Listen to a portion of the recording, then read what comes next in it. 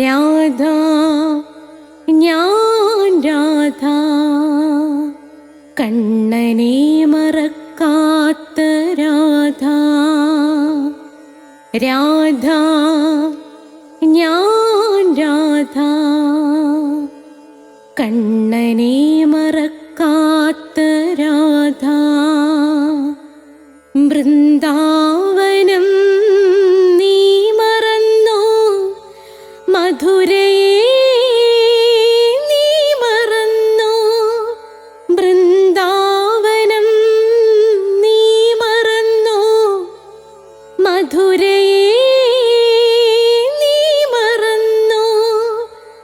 രാധയെ നീ മറന്നോ, കണ്ണാ പൈക്കളെ നീ മറന്നോ. രാധയെ നീ മറന്നോ, കണ്ണാ പൈക്കളെ നീ മറന്നോ. രാധ രാധ രാധ രാധ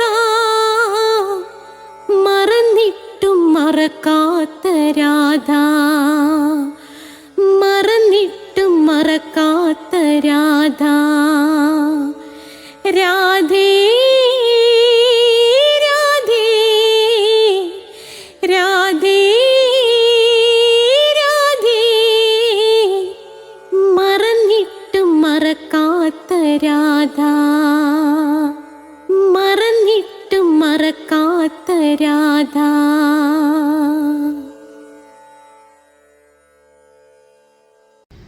രാധേ രാധേ ഓ രാധേ രാധേ രാധേ രാധേ ഓ രാധേ രാധേ.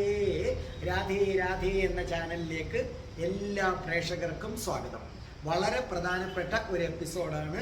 ജനന മരണ രഹസ്യങ്ങളുടെ താക്കോൽ കിട്ടിക്കഴിഞ്ഞിരിക്കുന്നു. ധർമ്മപദം 34-ാമത്തെ എപ്പിസോഡ്. ഇതിനു മുമ്പുള്ള എപ്പിസോഡ് പ്ലേലിസ്റ്റ് എടുത്താൽ മതി. എല്ലാ തിങ്കളാഴ്ചയും 12 മണിക്ക് നിങ്ങൾക്ക് നാരായണീയത്തിൻ്റെ ക്ലാസ് ഉണ്ട്. സബ്സ്ക്രൈബ് ചെയ്താൽ കിട്ടും. ചൊവ്വാഴ്ച 12 മണിക്ക് കൃഷ്ണന്റെ കാമുകി രാധയുടെ ജനനം മുതൽ മരണം വരെയുള്ള ജീവിത കഥ നിരവധി റിസർച്ച് നടത്തി അവതരിപ്പിക്കുകയാണ്. അത് നിങ്ങൾക്ക് കാണാം. വ്യാഴാഴ്ച അഷ്ടപതിയുടെ ക്ലാസ് ഉണ്ട്, നിശ്ചയമായും കാണണം. പിന്നെ വെള്ളിയാഴ്ച ദിവസമാണ് ധർമ്മപദം, മോക്ഷത്തിന് വേണ്ടി. അതുപോലെ സ്പോക്കൺ ഇംഗ്ലീഷിൻ്റെ ക്ലാസ് ഉണ്ട്, അത് നിങ്ങൾ കാണുക. പ്ലേലിസ്റ്റ് എടുത്താൽ മതി. ജ്യോതിഷമുണ്ട്, ഓരോ മാസത്തിൽ ജനിച്ചവരുടെ ഫലം, നക്ഷത്രത്തിൽ ജനിച്ചവരുടെ ഫലം. എന്തെങ്കിലും സംശയം ഉണ്ടെങ്കിൽ ഡിസ്ക്രിപ്ഷൻ ബോക്സിൽ എൻ്റെ നമ്പറുണ്ട് 9645333999. പ്രാർത്ഥിച്ചിട്ട് തുടങ്ങാം. ഓം രാധായേ സ്വാഹ. രാധേ രാധേ ഓ രാധേ രാധേ രാധേ രാധേ ഓ രാധേ രാധേ രാധേ രാധേ ഓ രാധേ രാധേ രാധേ രാധേ ഓ രാധേ രാധേ രാധേ രാധേ ഓ രാധേ രാധേ രാധേ രാധേ ഓ രാധേ രാധേ. ബർസാനെ വാലി രാധാറാണിക്ക് ജയ്. എൻ്റെ മാതാവ് രാധാറാണിക്ക് ജയ്. എനിക്ക് സർവ്വ ഐശ്വര്യങ്ങളും വാരിക്കോരി തരുന്ന എൻ്റെ പൊന്ന് രാധാറാണി അമ്മക്ക് ജയ്. എനിക്ക് രോഗങ്ങൾ വരാതെ കാത്തുരക്ഷിക്കുന്ന രാധാറാണി അമ്മക്ക് ജയ്. എന്നെ സർവ്വ പാപങ്ങളിൽ നിന്നും മോചിപ്പിക്കുന്ന രാധാറാണി അമ്മക്ക് ജയ്. അപ്പോൾ നമുക്ക് തുടങ്ങാം. കഠിന കൃഷ്ണഭക്തനായ ഞാനെങ്ങനെ രാധാഭക്തനായ എന്ന വീഡിയോ കാണണം. രാധാ സഹസ്രനാമം ഒരു പദമെങ്കിലും ജപിച്ചാൽ എന്ന വീഡിയോ കാണണം. ഇതൊക്കെ രാധയുടെ പ്രണയം എന്ന പ്ലേലിസ്റ്റിൽ കിടപ്പുണ്ട്. രാധയെ പൂജിച്ചാൽ പിന്നെ 2 രാധാ കവചം ഉണ്ട് ജപിക്കാൻ. ആ 2 രാധാ കവചങ്ങളും ഇട്ടിട്ടുണ്ട്. അതിൻ്റെ ക്ലാസ്സും ഉണ്ട്. ഓരോ പദങ്ങളുടെ അർത്ഥം സഹിതം പറഞ്ഞു തരുന്ന ക്ലാസ്സും ഉണ്ട്. അപ്പോൾ നമുക്കിവിടെ ബുദ്ധൻ അതിപ്രധാനമായ ജനന മരണ രഹസ്യങ്ങളുടെ താക്കോൽ വളരെ സിമ്പിളായിട്ട് നമുക്ക് പറഞ്ഞു തന്നിരിക്കുകയാണ്. നമുക്ക് നോക്കാം. എന്താ ബുദ്ധൻ പറഞ്ഞിരിക്കുന്നത്? എന്നാൽ ഹേ നിർമ്മാതാവേ, നിന്നെ ഇപ്പോൾ ഞാൻ കാണുന്നു. എന്നാൽ ഹേ നിർമ്മാതാവേ, നിന്നെ ഇപ്പോൾ ഞാൻ കാണുന്നു. ഇനി ഒരിക്കലും എൻ്റെ ഭവനം നീ നിർമ്മിക്കുകയില്ല. എന്നാൽ നിർമ്മാതാവേ, നിന്നെ ഇപ്പം ഞാൻ കാണുന്നു. എൻ്റെ ശരീരം നിർമ്മിക്കുന്ന നിർമ്മാതാവേ, എൻ്റെ മനസ്സ് നിർമ്മിക്കുന്ന നിർമ്മാതാവേ, നിന്നെ ഞാൻ കാണുന്നു. ഇനി ഒരിക്കലും എൻ്റെ ശരീരം നിർമ്മിക്കാൻ നിന്നെ ഞാൻ അനുവദിക്കുകയില്ല എന്നാണ് പറയുന്നത്. ഞാൻ കഴുക്കോലുകൾ അറുത്ത് കഴിഞ്ഞു, മോന്തായം തകർത്ത് കളഞ്ഞു, ഞാൻ ആഗ്രഹങ്ങളെ കീഴ്പ്പെടുത്തി. ഇംഗ്ലീഷിൽ പറഞ്ഞാൽ but now I see you oh builder and never again shall you build my house. I've snapped the rafters and split the ridge pole and beaten out desire. ശ്രദ്ധിച്ചു കേട്ടോളൂ. ബുദ്ധൻ പറഞ്ഞിരിക്കുകയാണ്, നമ്മളോട് പറഞ്ഞിരിക്കുകയാണ്, ഞാനിതാ ഒരു വലിയ രഹസ്യം കണ്ടെത്തി. ഇത് എപ്പോഴാണ് ബുദ്ധൻ പറഞ്ഞത്? ബുദ്ധന് ബോധോദയം കിട്ടിയതിന് ശേഷമുള്ള ആദ്യത്തെ പ്രസ്താവന. അതായത് ബുദ്ധന് ബോധോദയമുണ്ടായ നിമിഷം, ആ ബോധോദയമുണ്ടായ പ്രഭാതത്തിൽ ആകാശത്തിലെ അവസാനത്തെ നക്ഷത്രം അപ്രത്യക്ഷമായിക്കൊണ്ടിരിക്കുന്ന അവസരത്തിൽ ബുദ്ധൻ പുറപ്പെടുവിച്ച ആദ്യ വചനമാണിത്. ഞാനിതാ ആ രഹസ്യം കണ്ടെത്തിയിരിക്കുന്നു, പ്രപഞ്ചത്തിൻ്റെ രഹസ്യം ഞാനിതാ കണ്ടെത്തിയിരിക്കുന്നു. അദ്ദേഹം തന്നോടെന്ന പോലെയാണോ പറഞ്ഞത്, അതോ ഈ ലോകത്തോട് ഉറക്കെ പ്രഖ്യാപിച്ചതാണോ എന്നറിയില്ല. പക്ഷേ ഈ വാചകം ജ്ഞാനോദയം കിട്ടിയ നിമിഷമാണ് അദ്ദേഹത്തിൽ നിന്ന് പുറത്തേക്ക് വന്നത്. അദ്ദേഹം പറഞ്ഞതിതാണ്, ഞാൻ വലിയ ഒരു രഹസ്യം കണ്ടെത്തിയിരിക്കുന്നു. പുതിയ ശരീരങ്ങളെ സൃഷ്ടിക്കുന്നതും പുതിയ മനസ്സിനെ സൃഷ്ടിക്കുന്നതും ശരീരം മനസ്സ് എന്ന കോമ്പിനേഷൻ, ശരീരം മനസ്സ് എന്ന മെക്കാനിസം, ഇതിനെയൊക്കെ ജനിപ്പിക്കുന്നതും ആരാണ് എന്ന് ഞാൻ കണ്ടെത്തിയിരിക്കുന്നു. നമ്മുടെ ഈ ശരീരത്തെ ജനിപ്പിക്കുന്നത് ആരാണെന്ന് ഞാൻ കണ്ടെത്തിയിരിക്കുന്നു. എൻ്റെ ജനനത്തിന് ഉത്തരവാദി ആര്? ഞാൻ അനുഭവിക്കുന്ന ദുരിതങ്ങൾക്ക് ഉത്തരവാദി ആര്? ഞാൻ അനുഭവിക്കുന്ന രോഗങ്ങൾക്ക് ഉത്തരവാദി ആര്? ഈ രഹസ്യമാണ് ഞാൻ കണ്ടെത്തിയിരിക്കുന്നത് എന്ന് ബുദ്ധൻ പറഞ്ഞു. ഓർമ്മിക്കുക, ബുദ്ധൻ എന്ന് പറഞ്ഞാൽ ഒരു അസാമാന്യ പ്രതിമയാണ്. ശരിക്കും നമ്മൾ ക്രിസ്തുവിന് മുമ്പും ക്രിസ്തുവിന് ശേഷവും എന്നല്ല കാലം നിശ്ചയിക്കേണ്ടത്. ബുദ്ധന് മുമ്പും ബുദ്ധന് ശേഷവും. ബുദ്ധന് മുമ്പുണ്ടായിരുന്നവർ പറഞ്ഞതോ ബുദ്ധന് ശേഷം ഉണ്ടായിരുന്നവർ പറഞ്ഞതോ അല്ല. ബുദ്ധൻ യഥാർത്ഥ രഹസ്യം കണ്ടെത്തി. ബുദ്ധൻ പറഞ്ഞത് നമ്മുടെ ശരീരങ്ങളെ സൃഷ്ടിക്കുന്നതും മനസ്സിനെ സൃഷ്ടിക്കുന്നതും ജനന മരണ ചക്രങ്ങളിൽ കിടത്തി കറക്കുന്നതും ഒരൊറ്റയാളാണ്. ആ ആളിൻ്റെ പേരാണ് ആഗ്രഹം. ഈ ആഗ്രഹത്തെ എങ്ങനെ ഇല്ലാതാക്കാമെന്നും പറയുന്നുണ്ട്. അത് ഞാൻ പറയാം. എല്ലാം അദ്ദേഹം തെളിഞ്ഞു കണ്ടതാണ്, ജ്ഞാനോദയമാണ്. ബുദ്ധന് ജ്ഞാനോദയം കിട്ടിയ നിമിഷം അദ്ദേഹത്തിന് കിട്ടിയ രഹസ്യം നമ്മളുമായിട്ട് അദ്ദേഹം പങ്കുവെക്കുകയാണ്. അപ്പോൾ ബുദ്ധൻ പറയുന്നത് ശരീരത്തെ ജനിപ്പിക്കുന്നതും മനസ്സിനെ ജനിപ്പിക്കുന്നതും ജനന മരണ ചക്രങ്ങളിൽപ്പെട്ട് കറക്കുന്നതും മറ്റാരുമല്ല ആഗ്രഹം. നിങ്ങൾക്ക് രോഗമുണ്ടാകുന്നതിൻ്റെ കാരണം ആഗ്രഹം. അതാണ് അദ്ദേഹം പറയുന്നത്. നിങ്ങൾക്ക് ദുരിതങ്ങൾ ഉണ്ടാകുന്നതിൻ്റെ കാരണം ആഗ്രഹം. നിങ്ങളുടെ ശരീരത്ത് ആഗ്രഹമില്ലെങ്കിൽ നിങ്ങളുടെ ഒരു കാരണവശാലും രോഗങ്ങൾ ബാധിക്കുന്നില്ല. ഒന്നിനുമുള്ള ആഗ്രഹം നിങ്ങൾക്ക് പാടില്ല. നിങ്ങൾക്ക് ഭൂമിയിൽ നിന്ന് പോകാൻ സമയമാകുമ്പോൾ മാത്രം അതിനൊരു നിമിത്തം വേണം, അത്രയേ ഉള്ളൂ. അതിനപ്പുറം നിങ്ങൾക്ക് യാതൊന്നും വരുത്തില്ല എന്നാണ് പറയുന്നത്. അപ്പം ശ്രദ്ധിച്ചു കേൾക്കുക, ഈ ലോകത്ത് ഞാൻ വന്നതിൻ്റെ കാരണവും ഈ പുതിയ ശരീരം സൃഷ്ടിച്ചതിൻ്റെ കാരണവുമൊക്കെ എന്നിൽ തന്നെയാണ്. എൻ്റെ ആഗ്രഹങ്ങളാണ് ഇതിനെല്ലാം കാരണം. അതുകൊണ്ട് തന്നെ ജനന മരണ ചക്രങ്ങളിൽ നിന്ന് മോചനം നേടണമെങ്കിലും രോഗവും ദുരിതവും ഇല്ലാതാകണമെങ്കിലും അതിൻ്റെ പരിഹാരവും ആരാണ്? ഞാൻ തന്നെയാണ്. അപ്പം ഞാനൊരു കെട്ടിട്ടാൽ ആ കെട്ട് എനിക്ക് തന്നെയാണ് അഴിക്കാൻ പറ്റുന്നത്. കാരണം ഞാൻ എങ്ങോട്ടാണോ ആ കെട്ടിട്ടത് അതിൻ്റെ വിപരീത ദിശയിൽ അഴിക്കണം. അപ്പോൾ ശരിക്കും പറഞ്ഞാൽ ദിലീപ് എന്ന ഈ ശരീരം ഉണ്ടായത് കഴിഞ്ഞ ജന്മത്തെ എനിക്ക് ഉണ്ടായ ആഗ്രഹങ്ങളുടെ ഫലമായിട്ടാണ് ഈ ശരീരം വന്നത്. എനിക്ക് അസുഖങ്ങൾ ഇടയ്ക്ക് മുറയ്ക്ക് വന്നിട്ടുണ്ട്, നിങ്ങൾക്കും അറിയാം. ആ അസുഖങ്ങൾ വന്നിട്ടുള്ളതും കഴിഞ്ഞ ജന്മത്തിൽ എനിക്കുണ്ടായ ആഗ്രഹം കൂടാതെ ഈ ജന്മത്തും എനിക്കുണ്ടായ ആഗ്രഹം നിലച്ചു കഴിഞ്ഞാൽ ശരീരം തീർന്നു. പിന്നെ ജനനമില്ല, മരണമില്ല, രോഗമില്ല, ദുരിതമില്ല. നിങ്ങൾക്ക് ഓരോ ആഗ്രഹങ്ങൾ വരുമ്പോഴും നിങ്ങളുടെ ഓരോ സെല്ലും മരിച്ചുകൊണ്ടിരിക്കുകയാണെന്നാണ് പറയുന്നത്. അതിനു വേണ്ടിയുള്ള പ്രവർത്തനം, നിങ്ങൾക്ക് ഏറ്റവും കൂടുതൽ പണത്തിന് വേണ്ടിയുള്ള ആഗ്രഹം, അധികാരം, പദവി, തീർന്നില്ല, സ്വർഗം, ദൈവം, മോക്ഷം. അതുകൊണ്ടാണ് ഭഗവാൻ എടുത്തു പറഞ്ഞിട്ടുണ്ട്, നീ മോക്ഷം പോലും ആഗ്രഹിക്കരുതെന്ന്. ഇപ്പൊ ചില ആൾക്കാർ പറയുന്നുണ്ട്, ഭഗവാനെ എനിക്ക് മോക്ഷം തരണേ. ചിലപ്പോൾ നമ്മൾ പറയും, എന്നെ ഇട്ട് കിടത്തി കഷ്ടപ്പെടുത്തരുതേ. അതും ഒരു ആഗ്രഹമാണ്. അപ്പൊ ദൈവത്തോടും ആഗ്രഹം പാടില്ല, സ്വർഗത്തോടും ആഗ്രഹം പാടില്ല, മോക്ഷത്തോടും ആഗ്രഹം പാടില്ല. ഇത് ശ്രീകൃഷ്ണ ഭഗവാനും പറഞ്ഞു, എനിക്ക് മോക്ഷം പോലും വേണ്ട എന്ന് പറഞ്ഞ ആരാണോ പ്രാർത്ഥിക്കുന്നത് അവനാണ് എൻ്റെ ഉത്തമ ഭക്തൻ എന്ന് ഭഗവാൻ പറഞ്ഞതിൻ്റെ കാരണം മോക്ഷം വേണമെന്നതും ഒരാഗ്രഹമാണ്. അല്ലാതെ പണം വേണം, മക്കളുടെ കല്യാണം നടക്കണം, ഇത് മാത്രമല്ല ആഗ്രഹം. സ്വർഗത്ത് പോകണമെന്നും ഭഗവാനെ കാണണമെന്നും വരെ വിചാരിക്കുന്നത് ഒരാഗ്രഹമാണ്. ഒന്നും വേണ്ട, എനിക്ക് ഭഗവാനെ കാണുകയോ അതൊന്നും വേണ്ട, അതൊക്കെ ഭഗവാന്റെ നിശ്ചയമാണ്. എനിക്ക് മോക്ഷവും വേണ്ട, യാതൊന്നും വേണ്ട. അങ്ങനെ മനസ്സിനെ ശൂന്യമാക്കണം. നിങ്ങൾ പണത്തിൻ്റെ പിന്നാലെ കൂടിയാൽ നിങ്ങൾക്ക് ആപത്താണ്. വിജയിച്ചാലും ആപത്ത്, വിരസത. തോറ്റാലാണെങ്കിൽ ദുഃഖം. ഇപ്പം ലിയോൺ ടോൾസ്റ്റോയിയുടെ ആ പ്രശസ്ത എഴുത്തുകാരൻ്റെ ഒരു കഥയുണ്ട്. ഒരിടത്ത് ഒരു തയ്യക്കാരൻ ഉണ്ടായിരുന്നു.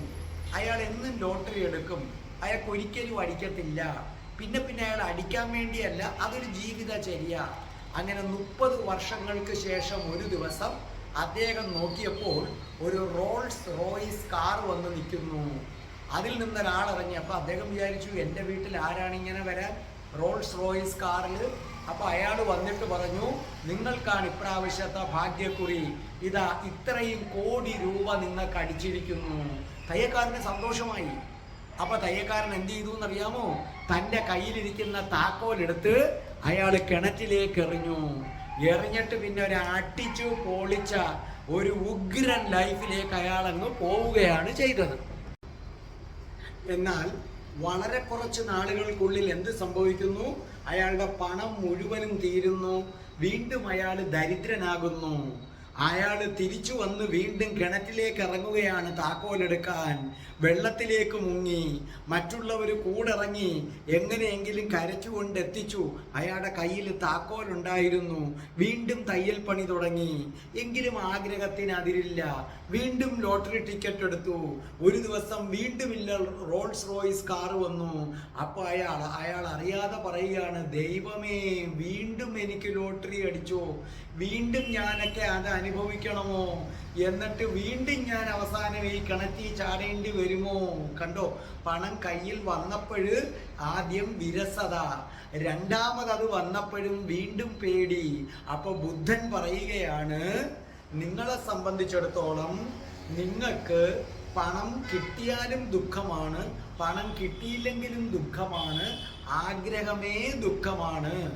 നിങ്ങൾ നമ്മുടെ മോട്ടിവേഷൻ സ്പീച്ചിൽ പറയും, നിങ്ങൾ എന്തെങ്കിലും നേടണമെങ്കിൽ ആഗ്രഹിക്കണം.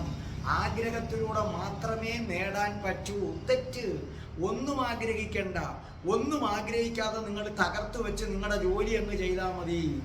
ആഗ്രഹിക്കുന്നതിലൂടെ മാത്രമേ നിങ്ങൾക്ക് നേടാൻ പറ്റൂ എന്നതിനെ ശക്തമായി എതിർക്കുന്നത് ശ്രീകൃഷ്ണനാണ്. ശ്രീകൃഷ്ണൻ പറയുന്നത് നേരെ തിരിച്ചാ. കർമ്മണ്യേവ അധികാരസ്ഥേ മാ ഫലേഷു കഥാചന. നീ കർമ്മം ചെയ്താൽ മതി, ആഗ്രഹിക്കരുത്. കണ്ടോ, മോട്ടിവേഷൻ സ്പീക്കേഴ്സ് പറയുന്നത് നിങ്ങൾ ആഗ്രഹിക്കണം. കൃഷ്ണൻ പറയുന്നത് ആഗ്രഹിക്കരുത്. നിന്റെ കഴിവിൻ്റെ പരമാവധി ചെയ്യുക, കിട്ടുന്നത് അങ്ങ് എടുത്തുകൊള്ളുക. ഇതാണ് യഥാർത്ഥ മോട്ടിവേഷൻ സ്പീച്ച് പറയുന്നത് കൃഷ്ണനാണ്. നോക്കൂ, നിങ്ങളൊരു ആഗ്രഹം വെച്ചിട്ട് ഇവിടെ IAS IPS ഒക്കെ എടുക്കുന്നു. അപ്പോൾ അവർക്ക് ആഗ്രഹം കിട്ടിക്കഴിഞ്ഞു. പക്ഷേ എത്ര IASകാരാണ് ആത്മഹത്യ ചെയ്യുന്നത്?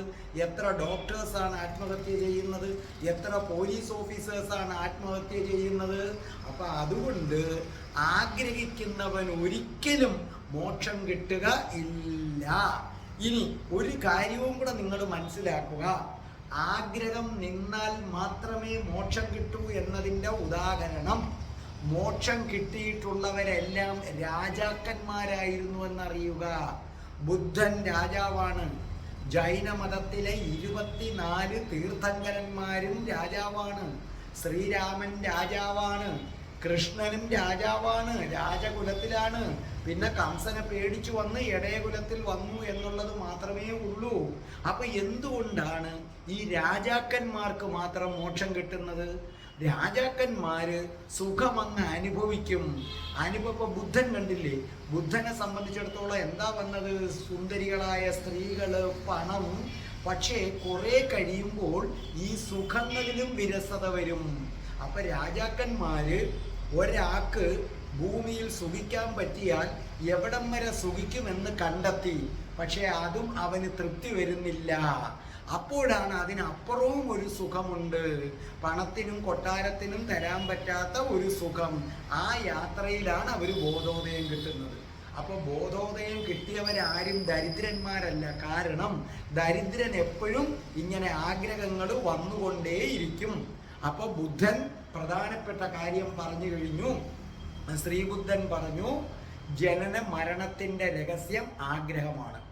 നമുക്ക് ഈ ശരീരം തരുന്നത് ആഗ്രഹം, മനസ്സ് തരുന്നത് ആഗ്രഹം, ജനന മരണ ചക്രങ്ങളിൽ കറക്കുന്നത് ആഗ്രഹം. ആഗ്രഹം നിന്നാൽ അവിടെ വെച്ച് ജനനവും ഇല്ല, മരണവും ഇല്ല. അതുകൊണ്ട് തന്നെ നിന്റെ ശരീരത്തിന്റെ നിർമ്മാതാവ് ദൈവമല്ല, നീ തന്നെ. അതുകൊണ്ട് തന്നെ നിനക്ക് ഇതിൽ നിന്ന് മോചനം നേടണമെങ്കിലും വേറൊരാളെ സഹായിക്കില്ല, നീ തന്നെ ശ്രമിക്കണം. ഇനി ആഗ്രഹത്തിൽ നിന്ന് നമുക്ക് എങ്ങനെ രക്ഷ നേടാമെന്നുള്ളതാണ് അടുത്തത് പറയുന്നത്. ആഗ്രഹത്തിൽ നിന്ന് എങ്ങനെ രക്ഷ നേടാം? അതിനാണ് ബുദ്ധൻ പറയുന്നത്, ഞാൻ കഴുക്കോലുകൾ അറുത്തു കഴിഞ്ഞു, ഞാൻ കഴുക്കോലുകൾ അറുത്തു കഴിഞ്ഞു എന്ന് പറഞ്ഞാൽ എന്താണ് അർത്ഥം? കഴുക്കോലുകൾ അറുത്തു കഴിഞ്ഞു എന്ന് പറഞ്ഞാൽ ഭൂതകാലത്തിന് ഞാൻ ഫുൾ സ്റ്റോപ്പ് ഇട്ട് കഴിഞ്ഞു എന്നാണ് ബുദ്ധൻ ഉദ്ദേശിക്കുന്നത്. അപ്പോൾ ജ്ഞാനോദയം കിട്ടിയ ബുദ്ധൻ പറഞ്ഞത്, ഞാൻ കഴുക്കോൽ അറുത്തു കഴിഞ്ഞു, മോന്തായവും തകർത്ത് കഴിഞ്ഞു. മോന്തായം ഭാവിയാണ്.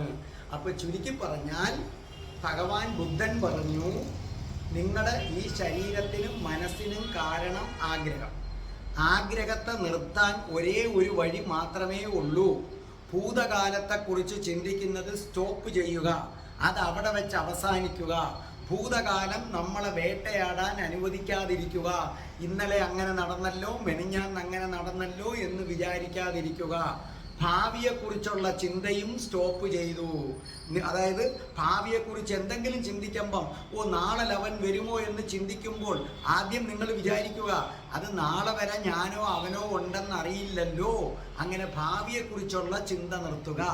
അപ്പൊ ബുദ്ധൻ പറയുന്നു, ആരാണോ ഇനി ഭൂതകാലത്തെക്കുറിച്ച് കൊന്നാൽ ചിന്തിക്കത്തില്ല എന്ന് കരുതുന്നു, ഭാവിയെക്കുറിച്ചും കൊന്നാൽ ചിന്തിക്കത്തില്ല എന്ന് പറയുന്നു, വർത്തമാനത്തിൽ മാത്രം ജീവിക്കുന്നു, ഇപ്പൊ ചെയ്യുന്ന പ്രവൃത്തി ആത്മാർത്ഥതയോടെ ചെയ്യുന്നു.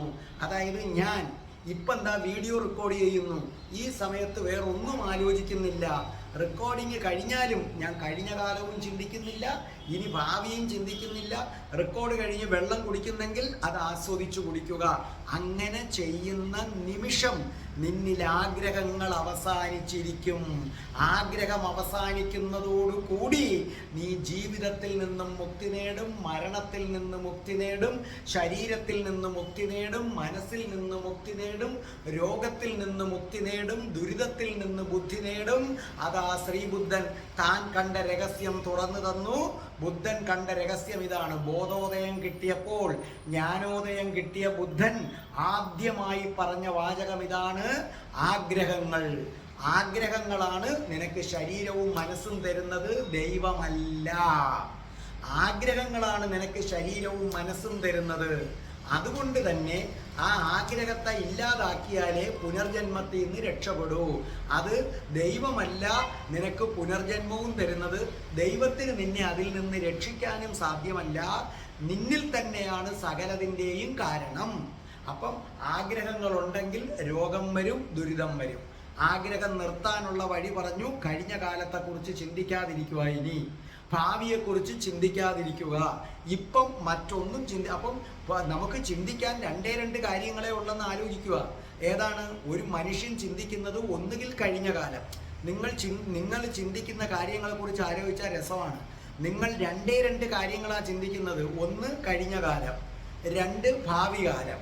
ഇപ്പോഴത്തെ കാലത്തെക്കുറിച്ച് ചിന്തിക്കാനില്ല. ഞാനിപ്പോൾ വീഡിയോ റെക്കോർഡ് ചെയ്തുകൊണ്ടിരിക്കുമ്പോൾ ഞാൻ എന്തോ ചിന്തിക്കാനാണ്? ഒട്ടനെ നിങ്ങളുടെ ആഗ്രഹങ്ങൾ അടങ്ങും.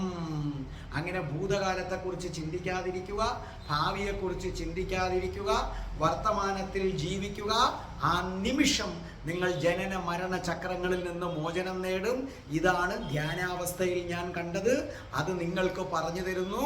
നിങ്ങളും നിങ്ങളുടെ തന്നെ രക്ഷകരാകുക. നിങ്ങളുടെ രക്ഷകരാകാൻ ഒരു ദൈവവും വരില്ല. ജനന മരണ ചക്രത്തിൽ നിന്ന് രക്ഷപ്പെടാനുള്ള മാർഗം ദൈവമല്ല. ആഗ്രഹങ്ങളെ സ്റ്റോപ്പ് ചെയ്യുക. പിന്നെ ദൈവം എന്തിന് സഹായിക്കും? ലൗകിക നേട്ടങ്ങൾ കിട്ടാൻ സഹായിക്കും. അപ്പോൾ ഇന്നു തൊട്ട് ആഗ്രഹങ്ങൾ നിർത്തുക. കഴിഞ്ഞ കാലത്തെക്കുറിച്ച് ചിന്തിക്കാതിരിക്കുക, ഭാവിയെക്കുറിച്ച് ചിന്തിക്കാതിരിക്കുക. മതി.